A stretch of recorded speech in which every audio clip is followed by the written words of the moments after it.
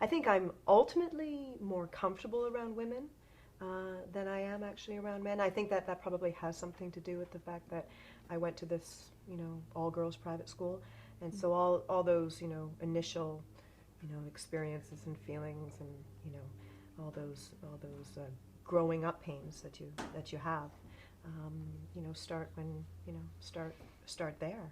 Yeah. And Yeah, being a teenager is not full of weird feelings at all.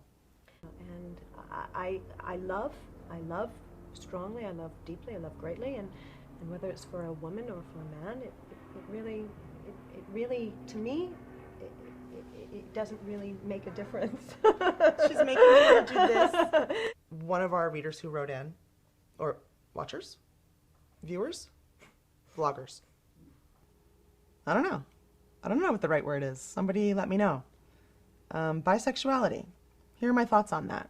The society that we live in and grow up in can really put pressure on us to figure out what camp we belong to. Straight life looks like this. Gay life looks like this. People who find themselves truly living in both of those camps can also find themselves feeling excluded from both of those camps, which I imagine pushes that internal need even further to figure out which camp you really belong to. The answer is going to come from inside of each individual person. You're faced with the task of becoming still enough to hear the answers inside of yourself. Our choices for a sexual partner or a love partner are influenced by more than just a simple black or white physical attraction to a male or a female. You're faced with the task of having to decipher all of the variables that have attracted you to a particular person. For instance, was it just the physical attraction? Is it societal? Was it based on making your family happy? Religion? Was it just sexual? Then there's also other variables that are influences that come from inside of yourself, like issues with intimacy, which I think might be the case for our next viewer, vlogger. I'm not sure. Let's see. Her pattern is to sort of get involved in a relationship with a woman and be emotionally attached, and that's when the sex interest stops for her, and she starts wondering about men again, and she'll go back to men, and the sex is easier, but she doesn't have the emotional attachment. She describes it as, I'd rather wake up with a woman. And she's trying to figure out what this means. Does this mean she's gay? Does this mean she's straight? Does this mean she's bisexual? Do you actually identify with a particular sexuality in terms of a label? I don't. Yeah. I've thought about this long and hard, and I really don't. I don't. But I'm. One day I could be gay, the next straight. I mean, I really am that kind of gal. I just had a. But I think That makes Thea fun. One of the interesting things that she said in her letter that stuck out to me was she'd like to wake up next to a woman, but she's scared. And when I read that, what came to mind for me was it's an intimacy issue rather than a sexuality issue. And it sounds to me like when she's more intimate with a woman, because this is where she gets emotionally involved, that's when sex stops. That's when sex can get scary. That's when you're most vulnerable, when you have that intimate connection and that emotional connection.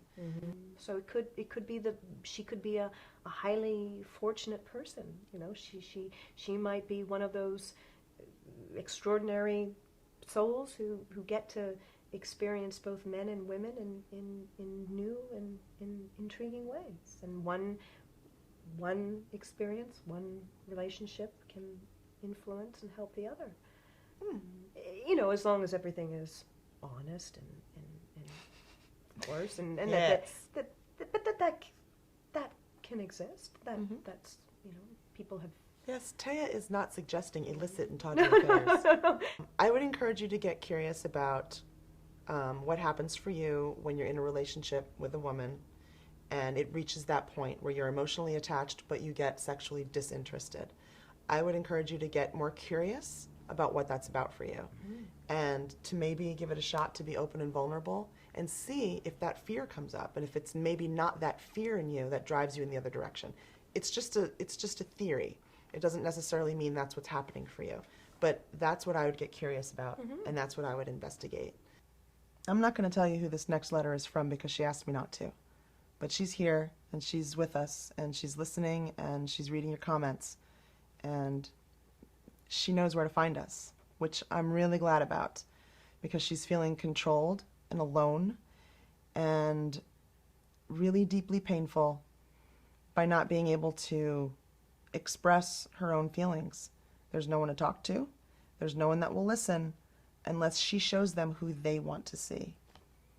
And the pain and pressure of containing this has gotten so hard that she's harming herself. She's not really sure how long she can go on. She needs to know we're here, and I'm glad she found us. Thea and I discussed it a little bit, and then I'll be back to have a little more to say. There are so many people in so many places that can't talk about what they need to talk about. And I got a letter that I shared with you, and I'm not going to tell the After Ellen username because I haven't heard back from her yet to know if that's okay. But her letter was she's unable to really talk about what's going on with her sexuality because of a very strong Christian family that she's involved with, and she goes to a Christian school, and her counselor is a Christian counselor. And when it comes to this particular issue in her world, her sexuality, she's got no one to turn to and no one to talk to, and no one that will allow her to fully be herself. So those feelings you were having in high school for your English teacher, you weren't talking about those. Oh no, I know, and that's why I feel for this girl right here, because that actually could be the worst thing, is that there isn't anyone, not even a friend or a counselor that she can talk to, because it seems like she needs to talk to somebody. Yeah. She needs just to get this off her chest, because oftentimes we just need to let it out. Yes. And know that someone is listening without judgment. Absolutely. And there always is. I mean, even you are here. And you. Yes. We are here. Yes, yes.